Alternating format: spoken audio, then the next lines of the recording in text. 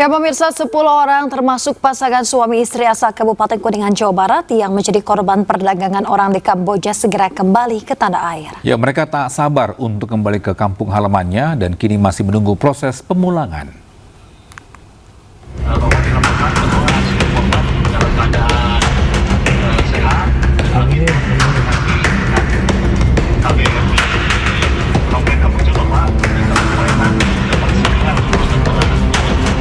Desk Ketenagakerjaan Bareskrim Polri memberikan kabar terkini terkait upaya pemulangan 10 warga negara Indonesia yang menjadi korban tindak pidana perdagangan orang jaringan internasional di Kamboja. Kabar gembira tersebut disampaikan Penasihat Kapolri Andi Gadinenawea usai menerima laporan tim penjemputan yang menemukan suami istri asal Kuningan, Jawa Barat beserta 8 orang lainnya di tempat persembunyiannya di Kamboja. Sementara itu, para korban perdagangan orang ini sudah tidak sabar untuk kembali ke kampung halamannya dan mengucapkan terima kasih pada Polri.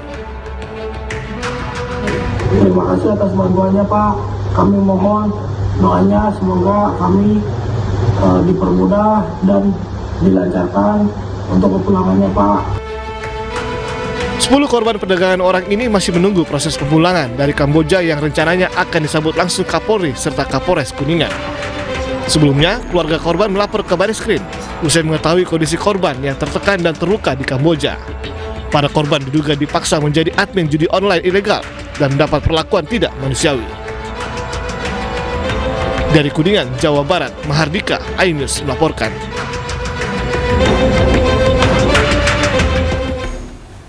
Kita beralih ke informasi lain, pemirsa. Wakil Gubernur Aceh Fadullah nyaris tenggelam saat menembus wilayah terisolasi di lokasi bencana banjir di Aceh Tengah. Ya, rakit yang ditumpangi Wagub terbalik, seluruh penumpang tercebur ke sungai berarus deras.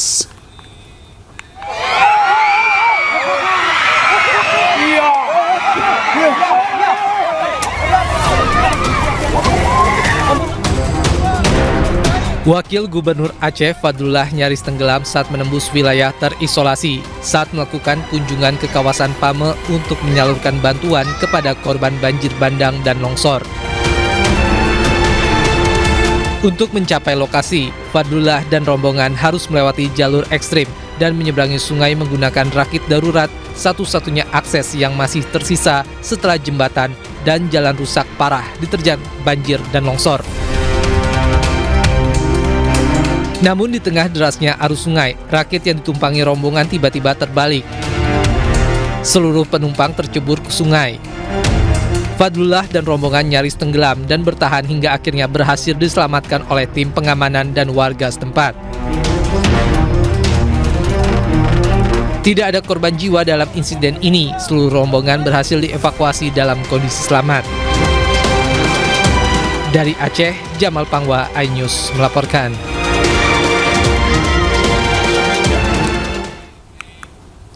Pemirsa, kondisi Kota Langsa Aceh berangsur kembali normal pasca bencana banjir. Ya, aktivitas masyarakat mulai bergerak, akses jalan kembali difungsikan dan roda perekonomian perlahan berputar.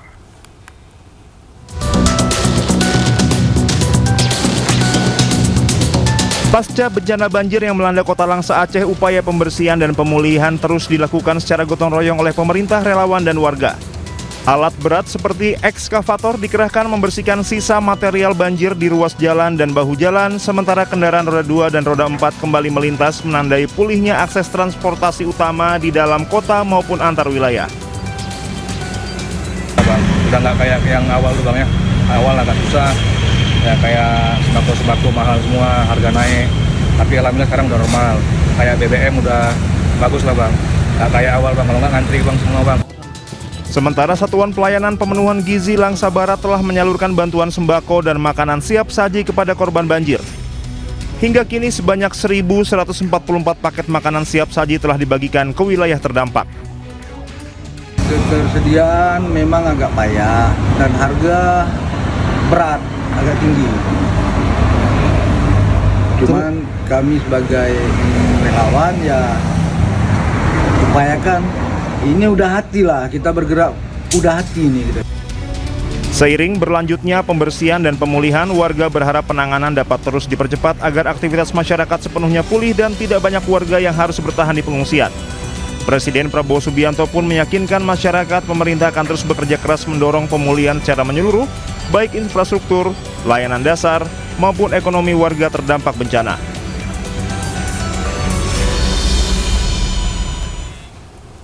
Pemirsa, akses jalan utama Kabupaten Gayo Lues menuju ke Aceh Tenggara sudah bisa dilalui oleh kendaraan. Ya, meski demikian pemirsa, pengendara harus ekstra hati-hati saat melintasi jalan karena tanah dan bebatuan masih terus berjatuhan.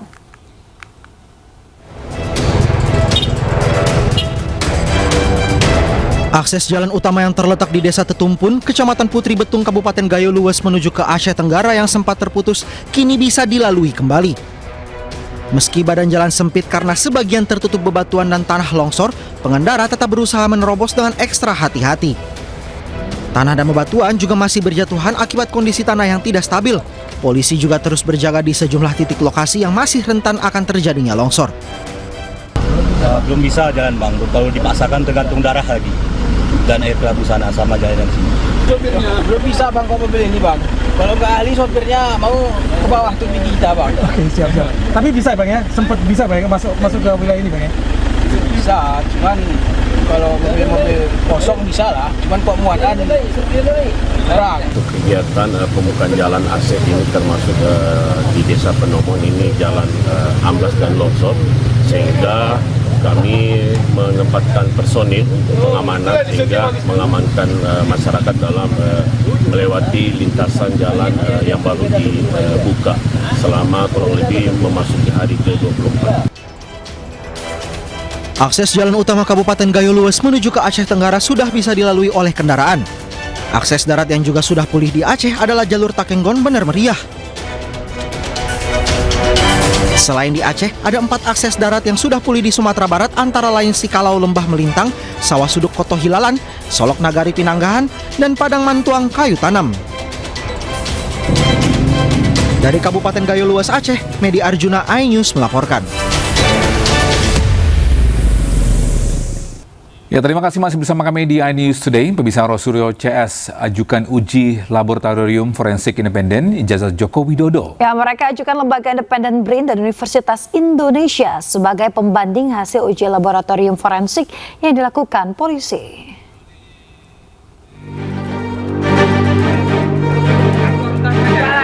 Roysuryo CS mengajukan uji laboratorium forensik independen terhadap ijazah Joko Widodo. 2 institusi independen yang ditunjuk Roysuryo CS adalah Laboratorium Forensik Universitas Indonesia dan Badan Riset dan Inovasi Nasional. Mereka menyerahkan pada penyidik untuk menetapkan salah satu dari kedua lembaga yang diajukan itu yang nantinya akan melakukan uji forensik pembanding. Datang untuk meminta agar diadakan tes laboratorium forensik yang bersifat independen, yang hasilnya itu bisa kredibel, akuntabel, transparan, dan ini bisa dipertanggungjawabkan oleh para pihak dan tidak ada lagi pihak-pihak yang mengklaim itu tidak mewakili aspirasi begitu. Sebelumnya Polda Metro Jaya telah melakukan gelar perkara khusus kasus fitnah ijazah Jokowi. Dari gelar perkara tersebut, Roysuryo CS masih tersangka. Polda Metro Jaya minta Roy CS ajukan pra-peradilan dengan status tersangka tersebut. Sementara itu pemirsa, tersangka fitnah Jokowi Roysuryo kembali mempertanyakan watermark dalam foto ijazah Jokowi. Ya, Roy pun menduga ijazah Jokowi itu dimodifikasi. Berpikir, apakah ini barang yang sama? Jangan-jangan ada barang yang lain. Jangan-jangan, sekali lagi. Karena di sini sama sekali nggak ada watermark, sama sekali nggak ada emboss. Kenapa? Karena waktu itu kita belum mempermasalahkan watermark, belum mempermasalahkan emboss. Jadi jangan-jangan ada modifikasi lagi yang dilakukan terhadap ijazah yang ada di sini. Kenapa? Karena watermark dan embossnya itu tipis sekali, dan itu hanya secara grafis, secara visual, tidak bisa kami raba. Ya, karena itu sangat mungkin. Kenapa tipis? Karena kalau tebal nanti menimpa semuanya lagi. Nah, nanti saya jelaskan. Kenapa saya bisa melakukan analisis ini? Izin, Pak Gub. Saya terangkan ya, mohon maaf sekali lagi, jelek-jelek gini, 30 tahun yang lalu saya adalah juara nasional lomba fotografi. Juara nasional loh, juara 1. Ya, lomba fotografi nasional Piala Parpostel. Pada saat tahun yang sama saya juara 1 lomba perkebunan, foto perkebunan. Dan juara 2 lomba iptek Piala Pak Habibie waktu itu. Ya, dan saya juga orang yang tidak hanya berkutat di dunia fotografi motret. Saya adalah orang sejak SD. Sekali lagi, sejak SD, sejak tahun 78, saya sudah mencetak foto di kamar gelap sendiri di rumah saya di Pakualaman. Ya, sementara itu tim kuasa hukum Roy Suryo CS menambah daftar saksi dan ahli dalam penanganan perkara dugaan ijazah palsu Presiden ke-7 Joko Widodo. Iya, jadi saya jemput nunggu aktor utamanya. Pemirsa, Jamada Girsang menjelaskan pihaknya telah mengajukan 6 ahli dan 3 saksi dalam proses hukum dugaan ijazah palsu Joko Widodo. Salah satu nama yang diajukan sebagai saksi yakni akademisi Rocky Gerung. Girsang pun menegaskan penambahan saksi dan ahli telah sesuai prosedur hukum. Hal ini juga sebagai salah satu upaya untuk meluruskan sejumlah spekulasi di masyarakat. Saksi ahli yang kita sudah ajukan waktu gelar perkara itu ada 3 orang. Tapi saya nggak perlu spill namanya. Kemudian hari ini kita tambahkan lagi 3 ahli. Berarti total semua 6 ahli. Dan 3 saksi adjudge. Sebagai informasi, ahli yang kita ajukan hari ini adalah satu, saya sebut namanya adalah Rocky Gerung. Dan sudah confirm melalui Dr. Tifa bahwa Rocky Gerung akan menjadi ahli dalam proses perkara berikutnya. Pemirsa, setelah ditetapkan jadi tersangka kasus suap izin proyek Bupati Bekasi Ade Kussuara Kaunang diperiksa untuk pertama kalinya oleh KPK. Ya, Ade Bupati diperiksa bersama sang ayah yang juga tersangka.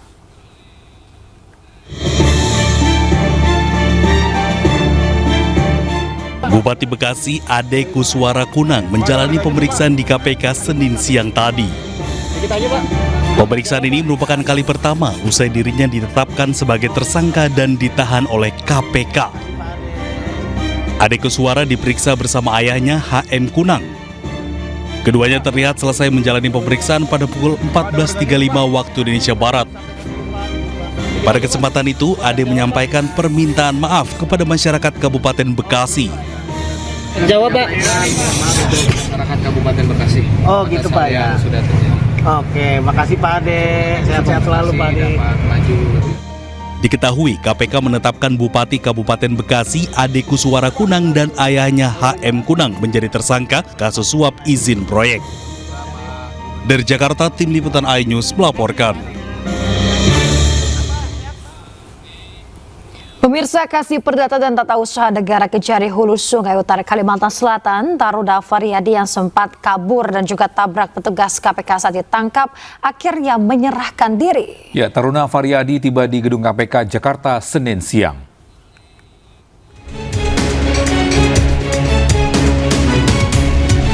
Kejaksaan Agung menyerahkan Kepala Seksi Perdata dan Tata Usaha Negara Kejari Hulu Sungai Utara Kalimantan Utara Tri Taruna Faryadi ke KPK.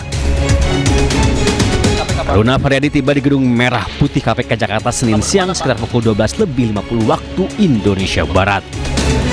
Saat ditanya terkait alasan menabrak petugas KPK dan melarikan diri saat ditangkap, Taruna hanya diam dan melambaikan tangan.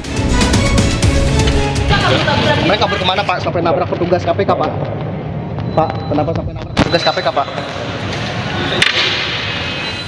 Kejaksaan telah menyerahkan seorang oknum TF Kasidatun pada KPK untuk kepentingan proses penyidikan dan sudah terima dan saat ini sedang dilakukan pemeriksaan oleh KPK. Penyerahan tersebut merupakan bentuk sikap kooperatif dan transparan kita sekaligus wujud nyata komitmen institusi dalam mendukung langkah-langkah penegakan hukum dan upaya bersih-bersih internal guna menjaga marwah dan integritas Prof. Adiaksa. Sebelumnya pada Kamis 18 Desember lalu, KPK melaksanakan operasi tangkap tangan terhadap 3 pejabat Kejaksaan Negeri Hulu Sungai Utara. Mereka adalah Kepala Kejaksaan Negeri Hulu Sungai Utara Albertinus Penapitupulu, Kepala Seksi Intelijen atau Kasih Intel Asis Budianto, dan Kepala Seksi Perdata dan Tata Usaha Negara atau Kasih Datun Tri Taruna Faryadi. Namun Tri Taruna Faryadi melarikan diri dan menabrak petugas KPK. KPK menetapkan ketiga sebagai tersangka dugaan pemerasan terhadap sejumlah perangkat daerah di Hulu Sungai Utara, Kalimantan Selatan. Pada Agustus 2025, Saudara APN diduga menerima aliran uang sekurang-kurangnya sebesar 804 juta rupiah. Selain melakukan dugaan tindak pidana pemerasan, APN juga diduga melakukan pemotongan anggaran Kejari Hulu Sungai Utara melalui bendahara yang digunakan untuk dana operasional pribadi. Tersangka Albertinus Napitupul dan Asis Budianto telah ditahan di kantor KPK selama 20 hari sejak 19 Desember hingga 8 Januari 2026. Tim Liputan iNews melaporkan.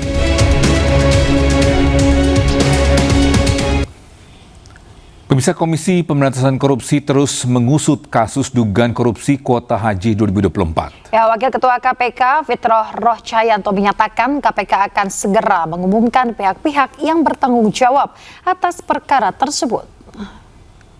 Beberapa perkara yang memang belum tuntas dan belum diselesaikan di tahun 2025 bukan karena faktor apapun, tetapi murni karena untuk kecukupan alat bukti. Mudah-mudahan untuk perkara penyidikan kasus kuota haji akan segera kita tetapkan tersangkanya. Jadi teman-teman penyidik masih berkomunikasi intens dengan BPK. Kenapa? Karena memang kita akan sangkakan pasal 2, pasal 3 yang mewajibkan ada perhitungan kerugian negara. Jadi lambat sedikit, tapi harus pasti. Jangan cepat kemudian nanti lewat. Dan ini juga menyangkut hak asasi manusia juga. Tapi KPK konsen itu dan pasti akan menyelesaikannya. Pemirsa, mantan Mendikbudristek Nadiem Makarim menjalani sidang dakwaan kasus dugaan korupsi pengadaan sistem Chromebook. Jaksa Agung memastikan Nadiem sudah dalam kondisi sehat. Ya, pemirsa, sidang dakwaan mantan Mendikbudristek Nadiem Makarim sempat ditunda pada pekan lalu karena Nadiem baru menjalani operasi dan perlu dirawat di rumah sakit. Dalam sidang atas 3 terdakwa anak buah Nadiem pekan lalu, Nadiem Makarim diduga menerima uang 809,5 miliar rupiah terkait dugaan korupsi program digitalisasi pendidikan berupa pengadaan laptop Chromebook di lingkungan Kemendikbudristek 2019-2022.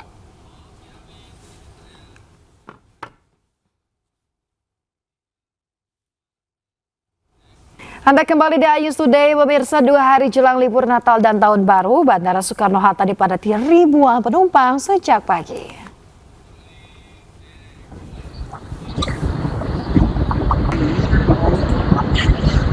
Pemirsa, antrian terlihat mengular di area counter check-in keberangkatan Bandara Soekarno-Hatta. Para penumpang kebanyakan kelompok keluarga yang akan menikmati libur di kampung halaman atau ke daerah wisata. Tujuan favorit didominasi rute Bali, Medan, Makassar, dan Yogyakarta. Sementara tujuan internasional didominasi Singapura, Malaysia, dan Arab Saudi. Tren peningkatan jumlah penumpang pesawat mencapai 170.000 penumpang per hari atau naik 20%. Sementara jumlah pergerakan pesawat mencapai 1.167 pesawat.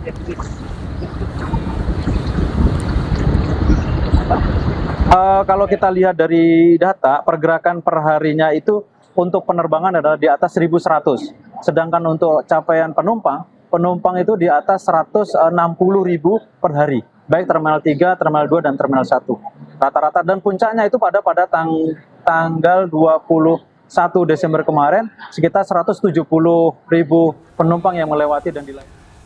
Yang bisa beri keamanan dan kenyamanan pemudik Nataru di Terminal Bus Kampung Rambutan Jakarta, petugas kerahkan anjing pelacak. Ya, pemeriksaan pastikan bus dan barang bawaan calon penumpang aman.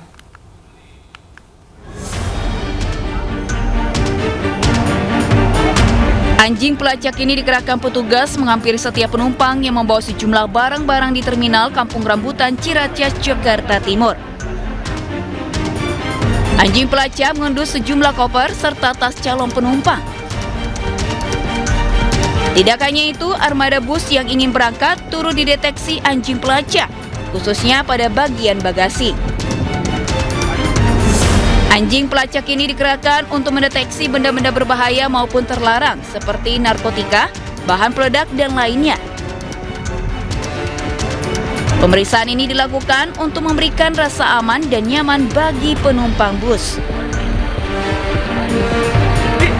Kita dengan menyiapkan anjing pelacak ya untuk memberikan rasa aman kepada para penumpang yang akan berangkat dengan menyisiri ruang tunggu, kemudian pada kendaraan bis, barang bawaan penumpang yang dibawa supaya tidak ada barang-barang yang dilarang ya. Diprediksi puncak arus mudik Natal terjadi besok hingga 26 Desember. Sedangkan puncak arus mudik Tahun Baru terjadi pada tanggal 29 dan 30 Desember mendatang. Dari Jakarta, Rio Manik, iNews melaporkan.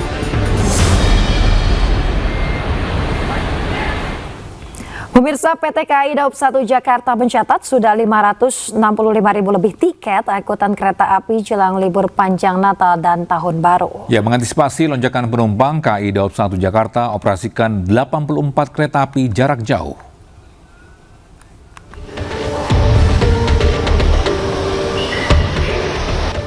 Selama masa angkutan Natal dan Tahun Baru yakni 18 Desember 2025 hingga 4 Januari 2026, KAI Daob 1 Jakarta mengoperasikan sebanyak 1.732 perjalanan kereta api.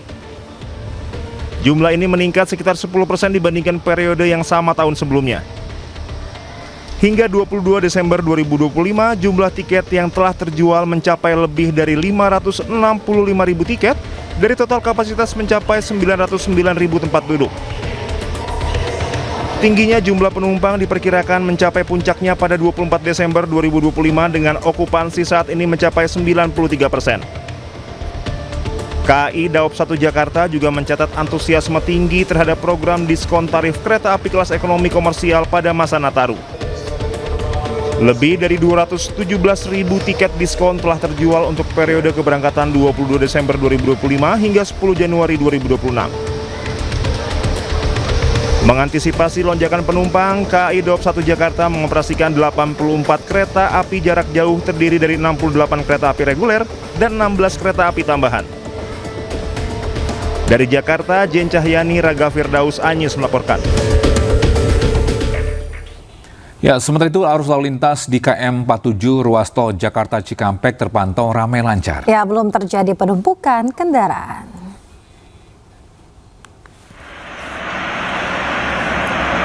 Pemirsa, ruas tol Jakarta Cikampek tepatnya di kilometer 47 mulai ramai dipadati kendaraan pribadi. Kenaikan volume kendaraan terjadi saat momen Nataru dan libur anak sekolah. Meski terjadi peningkatan, arus lalu lintas masih terpantau ramai lancar. Sementara antisipasi kemacetan, polisi menyiapkan rekayasa lalu lintas yang bersifat situasional.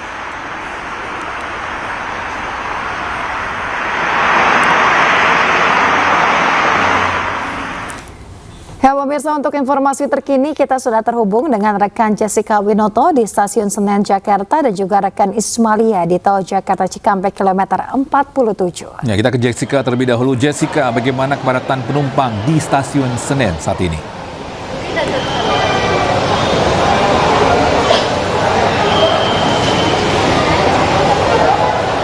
Ya, selamat pagi Togi, Yasmin dan juga pemirsa. Untuk kondisi terkini di Stasiun Pasar Senen Jakarta Pusat memang sejak pagi tadi sudah diramai atau dipenuhi oleh para penumpang yang hendak berangkat menuju keluar Jakarta maupun kedatangan penumpang dari luar Jakarta. Karena memang kita ketahui bahwa 2 hari lagi menjelang perayaan Hari Raya Natal dan 8 hari lagi menuju perayaan Tahun Baru 2026. Hal ini memang menyebabkan adanya lonjakan penumpang kedatangan maupun keberangkatan dari Stasiun Pasar Senen maupun secara keseluruhan dari Daob 1 Jakarta. Karena memang informasi kami dapatkan dari PT KAI Daob 1 Jakarta ini menyampaikan bahwa hari ini ada keberangkatan sebanyak 16.528, sedangkan untuk kedatangan ada 13.237 penumpang yang akan tiba di stasiun Pasar Senen Jakarta Pusat. Sementara untuk secara keseluruhan di Daob 1 Jakarta ini adanya keberangkatan sebanyak 46.463 penumpang dan kedatangan sebanyak 40.916 penumpang. Sehingga hal ini memang mendukung dari data yang kami dapatkan juga bahwa mulai dari hari ini, tepatnya pada tanggal 23 Desember 2025 hingga tanggal 25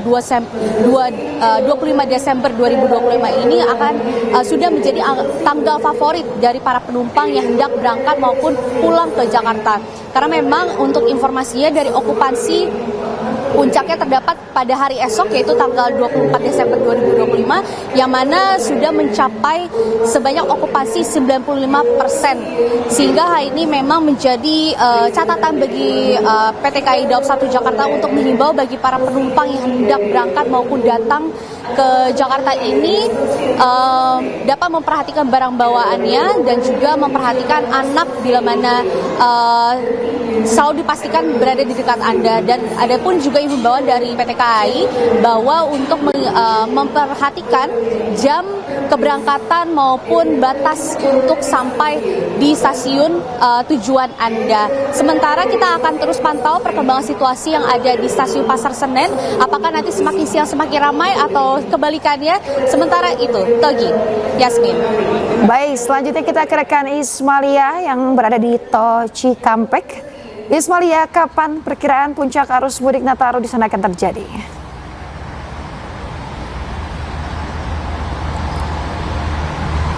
Ya, selamat siang Yasmin, Togi dan juga pemirsa. Untuk perkiraan atau prediksi arus puncak di lalu lintas di libur Nataru ini memang diprediksi pada hari ini 24 Desember 2025 hingga 26 Desember 2025.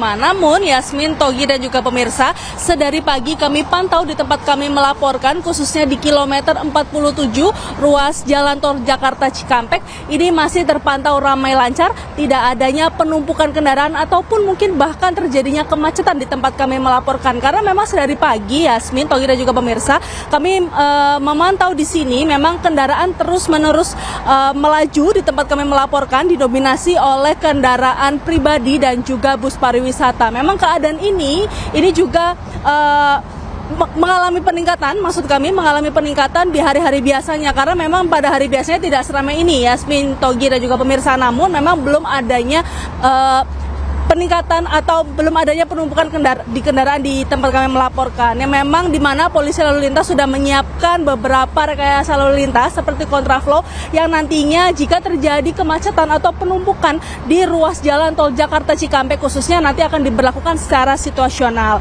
Yasmin, Togi dan juga pemirsa, bagi para masyarakat yang mau atau hendak berlibur ke luar Jakarta ini tetap dihimbau untuk tetap hati-hati dan tetap memperhatikan kondisi kendaraan tetap prima supaya tidak terjadi kecelakaan ataupun mungkin hal-hal yang tidak diinginkan, dan juga dipastikan kondisi badan dalam keadaan sehat dan fit sehingga bisa berkumpul atau berlibur dengan senang dan riang gembira. Kembali ke Anda Yasmin dan juga Togi. Ya, baik, terima kasih rekan Ismalia Medasari melaporkan langsung dari Tol Jakarta Cikampek kilometer 47 ya, dan sebelumnya ada rekan Jessica Winoto melaporkan langsung dari stasiun Pasar Senen Jakarta. Selamat bertugas kembali rekan-rekan. Pemirsa, Gubernur Jakarta Pramono Anung telah memutuskan malam pergantian tahun di Jakarta tidak akan dimeriahkan dengan pesta kembang api.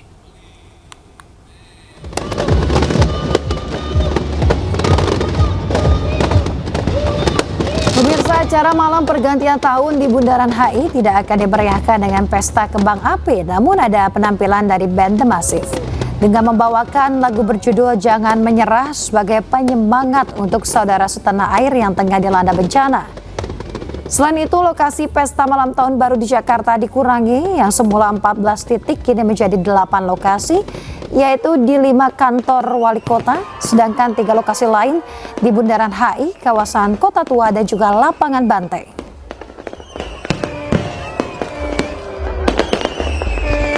Betul-betul mengimbau masyarakat yang masih berkeinginan untuk bermain kembang api maupun petasan karena peristiwa yang terjadi di Sumatera dan juga di beberapa daerah yang perlu keprihatinan kita.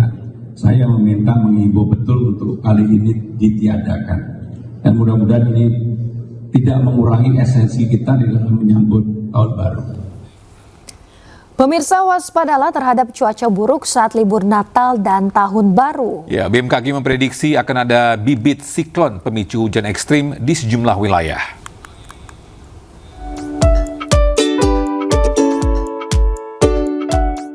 Suasana sukacita makin terasa jelang libur Natal dan Tahun Baru. Di tengah persiapan sambut Nataru, BMKG mengajak masyarakat agar waspada terhadap potensi cuaca ekstrim yang diperkirakan akan melanda sejumlah wilayah Indonesia. Dalam rapat Kabinet Paripurna Senin lalu, Kepala BMKG menyampaikan bahwa puncak musim hujan akan terjadi pada Januari hingga Februari 2026. Curah hujan berpotensi ekstrim akibat 3 bibit siklon yang akan menghampiri sejumlah daerah. Dengan modifikasi cuaca, diharapkan curah hujan akan berkurang bahkan hingga 50%.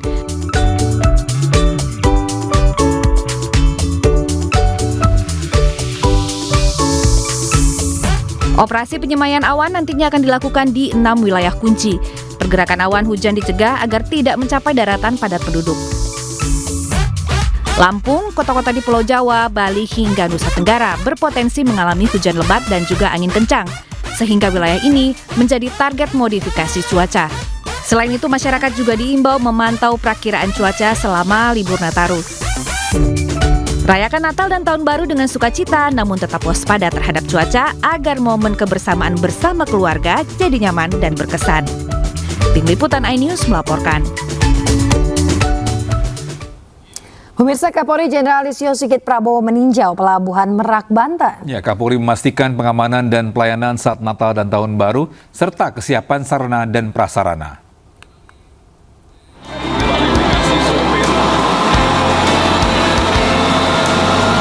Kapolri Jenderal Listio Sigit Prabowo bersama dengan jajarannya meninjau kesiapan mudik Natal dan Tahun Baru di Pelabuhan Merak, Banten. Tinjauan itu juga dihadiri oleh Menko PMK Pratikno, Menteri Kesehatan Budi Gunadi Sadikin, Menteri PUPR Dodi Hanggodo, dan Menteri Perhubungan Budi Purwagandi. Dalam kesempatan itu, Kapolri dan Menteri Kesehatan melihat kesiapan sarana dan prasarana pengamanan Nataru. Ia juga menyampaikan pesan Presiden Prabowo Subianto yang memberikan atensi khusus pada pemudik di masa libur Natal dan Tahun Baru ini. Bapak Presiden memberikan perhatian penuh terhadap kegiatan Nataru. Beliau memberikan insentif untuk memberikan kemudahan dan pelayanan bagi masyarakat yang akan melaksanakan mudik Nataru, dan kita diminta untuk memberikan pelayanan yang maksimal agar pelaksanaan Nataru ini bisa berjalan dengan baik di tengah prediksi situasi cuaca yang tentunya juga kita harus betul-betul siap. Selain meninjau kesiapan sarana, prasarana, dan personel, Kapolri juga menyapa para pemudik dan memberikan bingkisan. Dari Cilegon, Banten, Tim Liputan iNews melaporkan. Pemirsa, sebelumnya Menko Infrastruktur dan Pembangunan Kewilayahan Agus Harimurti Yudhoyono juga memantau Bandara Internasional Soekarno-Hatta, Tangerang, Banten. Ya, AHY memastikan program pemerintah dalam memberikan potongan harga tiket pesawat sebesar 14% dirasakan manfaatnya bagi para penumpang pesawat pada libur Natal dan Tahun Baru.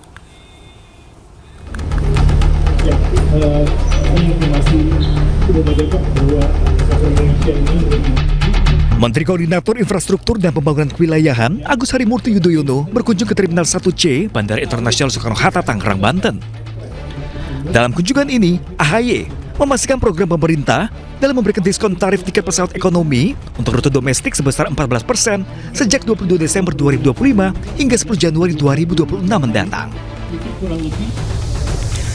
Selain itu, AHY juga meminta kepada seluruh stakeholder yang ada di bandara agar selalu berkoordinasi dengan BMKG dan mewaspadai cuaca buruk selama periode Natal dan Tahun Baru, agar selalu mengikuti prosedur dan regulasi penerbangan demi keselamatan dan kenyamanan penumpang. Secara umum sudah dipersiapkan dengan baik dan harapannya tentu penerbangan bisa berjalan dengan aman, nyaman, dan menyenangkan. saya tadi bertanya terkait dengan on-time performance.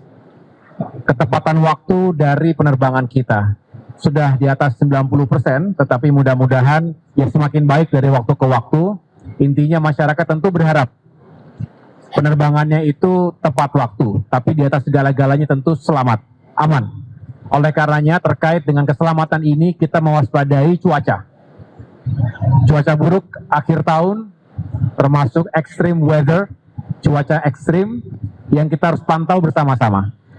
BMKG tentunya akan terus memberikan informasi dan update yang kita harapkan benar-benar bisa memberikan warning kepada kita untuk menjaga atau menjamin faktor keselamatan penerbangan. Hingga Senin kemarin, lonjakan jumlah penumpang pesawat dan pergerakan penumpang mencapai 176.000 orang atau naik 25% jika dibanding hari biasa. Begitu juga dengan pergerakan pesawat mencapai 1.172 pesawat yang merupakan jumlah tertinggi selama periode Nataru. Dari Tangerang, Banten, Hasnugara, iNews melaporkan.